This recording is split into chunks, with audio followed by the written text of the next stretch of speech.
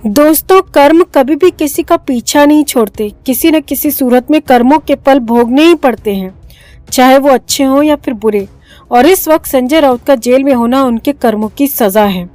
पात्रा चावल घोटाले को लेकर जहां एक तरफ हर दिन नए खुलासे हो रहे हैं, वहीं अब मुंबई पुलिस ने एक और घोटाले का पर्दाफाश कर संजय राउत के लिए परेशानी खड़ी कर दी है।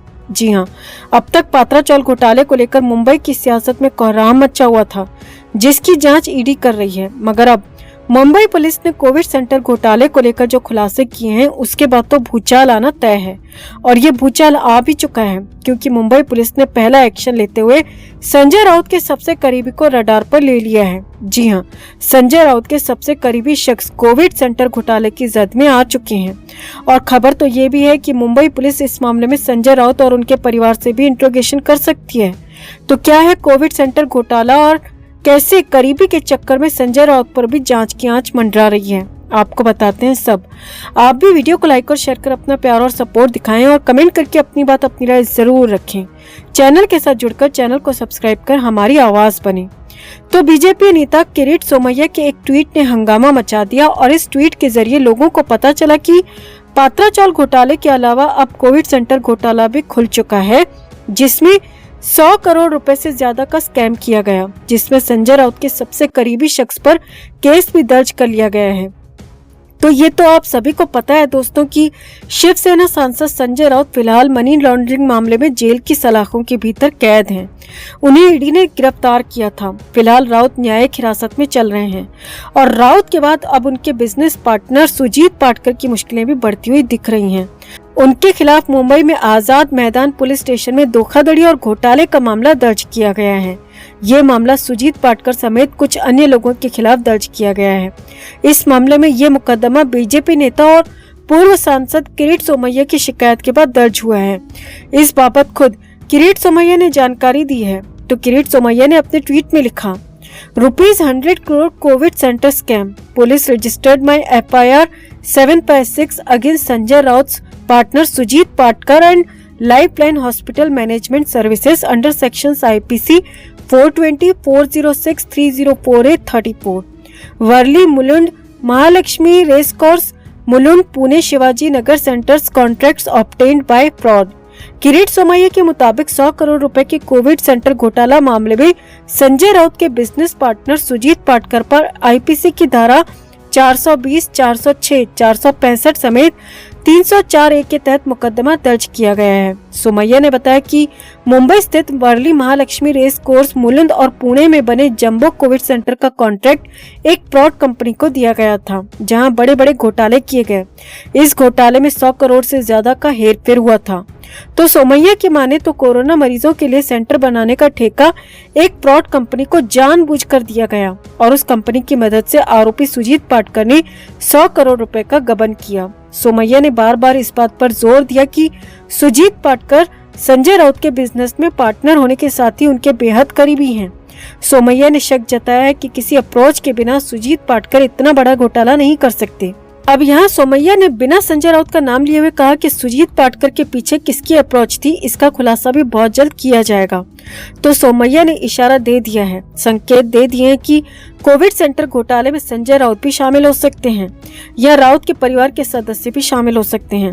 अब पात्रा चावल घोटाले में भी संजय राउत के करीबी प्रवीण राउत के जरिए ही जांच संजय राउत तक पहुंची थी और अब कोविड सेंटर घोटाले में भी जांच संजय राउत के करीबी सुजीत पाटकर के जरिए संजय राउत तक भी पहुंच सकती है। इसकी पूरी संभावना जताई जा रही है। तो आपको क्या लगता है दोस्तों, क्या इस नए घोटाले के तार संजय राउत से जुड़े हो सकते हैं? क्या मुंबई पुलिस को संजय राउत से भी पूछताछ करनी चाहिए? और अगर संजय राउत इसमें इन्वॉल्व पाए जाते हैं तो उनकी मुश्किलें कितनी ज्यादा बढ़ जाएंगी? कमेंट में आप भी अपनी बात अपनी राय जरूर रखें और वीडियो को लाइक और शेयर कर अपना प्यार और सपोर्ट भी जरूर दिखाएं। तो संजय राउत के जेल में हालात किस कदर खराब हो चुके हैं, किस तरह से राउत की रातों की नींद दिन का चैन खो चुका है, वो लगातार अपडेट्स हम आपको देते रहे हैं।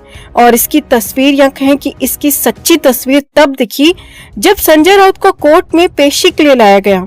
22 अगस्त को संजय राउत की न्यायिक हिरासत यानी कि जेल का टर्म पूरा हो रहा था और राउत की स्पेशल PMLA कोर्ट में पेशी थी।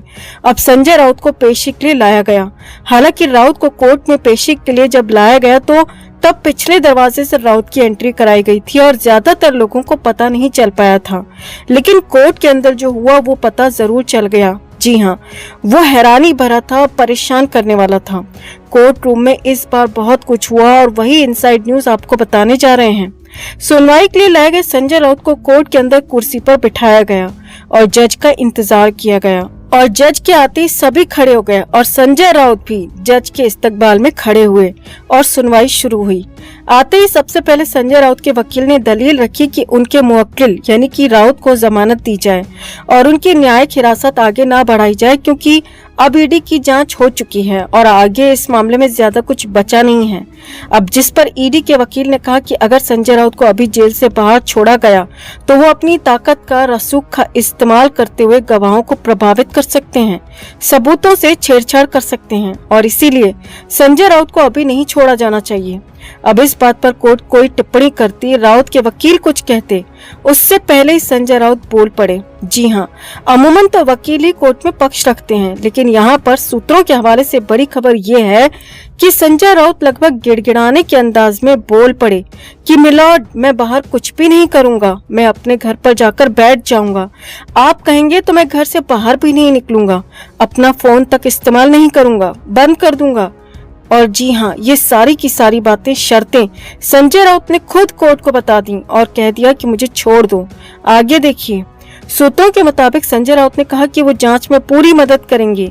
ईडी जहां कहेगी, जिस दिन कहेगी, उस दिन आने को तैयार रहूंगा। जी हाँ, सूत्रों के मुताबिक संजय राउत ने आगे कहा, पहले जो मैंने ईडी के सम्मन के जवाब नहीं दिए थे वो मेरी तरफ से बहुत बड़ी गलती थी। मैं उस गलती को मानता हूँ, माफी भी मांगता हूँ और आगे से ऐसी गलती नहीं होगी, पूरी मदद करूंगा। बस मुझे जेल से बाहर भेज दिया जाए, क्योंकि अब मेरी हालत जेल में रहने लायक नहीं है। सूत्रों के मुताबिक संजय राउत ने कहा कि मैं 50 साल का हो गया हूँ और मुझे कई तरह की हेल्थ समस्याएं हैं और मुझसे अब ये नहीं हो सकता। जेल में मैं अब नहीं रह सकता, क्योंकि वहाँ हालात नर्क से भी बदतर हैं। अब हालात ये थे कि संजय राउत जेल जाने से पहले कहते फिर रहे थे कि वो डरेंगे नहीं, ईडी को कुछ समझेंगे नहीं और ईडी के समन के जवाब भी नहीं दे रहे थे। वही संजय राउत अब पूरी तरह से यू टर्न होते हुए 360 डिग्री बदले हुए दिख रहे थे और संजय राउत की बेचारगी, लाचारगी, बेबसी को साफ साफ ये दिखा रहा था, क्योंकि वाकई में संजय राउत की हालत खराब है। राउत से जेल की नर्क भरी जिंदगी अब बर्दाश्त नहीं हो रही है और इसीलिए तो बड़ी बड़ी बातें करने वाले संजय राउत सिर्फ 14 दिन में ढेर हो गए। सिर्फ 14 दिन में ही जेल से बाहर निकालने के लिए लगभग गिड़गिड़ाने के अंदाज में आ गए और कोर्ट से साफ साफ कह दिया कि आप जो चाहें शर्तें लगा दें, आप जो चाहें कह दें, मैं हर शर्त, हर बात मानने को तैयार हूँ। बस मुझे इस जेल से बाहर निकाल दो, मुझे इस नर्क से बाहर निकाल दो।